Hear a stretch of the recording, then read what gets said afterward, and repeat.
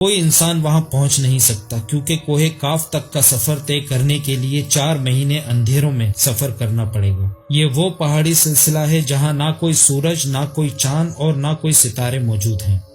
کچھ فلسفہ دانوں نے اپنے فلسفے میں بیان کیا ہے کہ کوہ کاف پہاڑی سلسلوں میں سب سے اونچا اور طویل پہاڑی سلسلہ ہے، جو اللہ کی طرف سے زمین کو سہارا دینے کے لیے بنایا گیا تھا، اور اس دنیا میں جتنے بھی پہاڑی سلسلے موجود ہیں ان کی جڑیں زیر زمین کوہ کاف سے جڑی ہوئی ہیں۔ اسی وجہ سے کوہ کاف، جو کہ دنیا کا سب سے بڑا پہاڑ ہے، یہ دنیا کے تمام پہاڑی سلسلوں کا مرکز ہے۔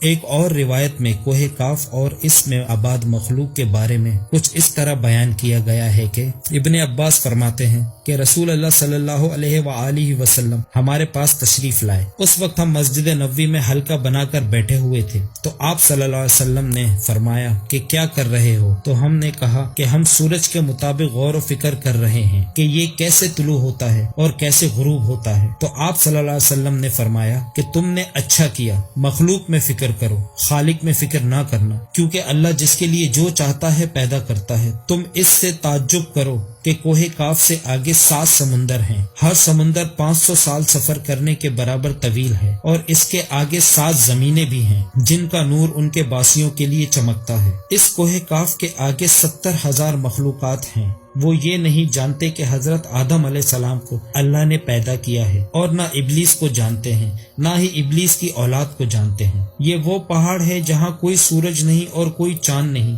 یہاں تک کہ یہ لوگ چاند اور سورج کے بارے میں بھی نہیں جانتے ہیں کہ اللہ نے چاند اور سورج کو بھی تخلیق کیے ہیں۔ جو روشنی ان تک پہنچتی ہے وہ کاف پہاڑ کی روشنی ہے، اور وہاں موجود لوگ جڑی بوٹیاں کھاتے ہیں اور ان کے بدن پر کوئی کپڑا نہیں ہوتا۔ صحابہ کرام نے پوچھا، یا رسول اللہ، کیا وہ لوگ فرشتے ہیں؟ آپ صلی اللہ علیہ وسلم نے فرمایا، نہیں، وہ فرشتے تو نہیں ہیں، لیکن اللہ تعالیٰ سے ان کی فرما برداری بالکل فرشتے کی طرح ہے۔ پھر آپ صلی اللہ علیہ وسلم نے فرمایا، معراج کی رات آپ صلی اللہ علیہ وسلم کی ملاقات کوہ کاف کے لوگوں سے ہوئی تھی، اور انہوں نے آپ صلی اللہ علیہ وسلم کی اسلام کی دعوت کو قبول کیا اور مسلمان ہو گئے۔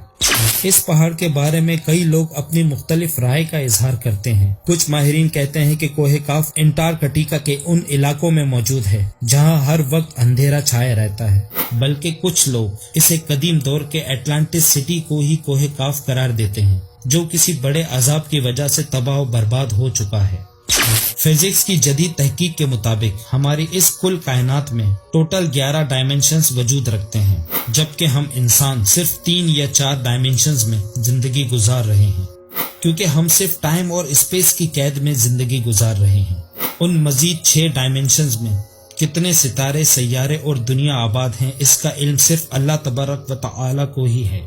محققین کے مطابق ارواح کی دنیا، عالم برزخ اور جنت و جہنم انہی ڈائمنشنز میں موجود ہے جن میں انسان موت کے بعد داخل ہوتا ہے۔ ممکن ہے کہ کوہ کاف بھی انہی ڈائمنشنز میں سے کسی ایک ڈائمنشنز میں موجود ہو، جہاں نسل انسانی کا قدم رکھنا بھی ناممکن ہے۔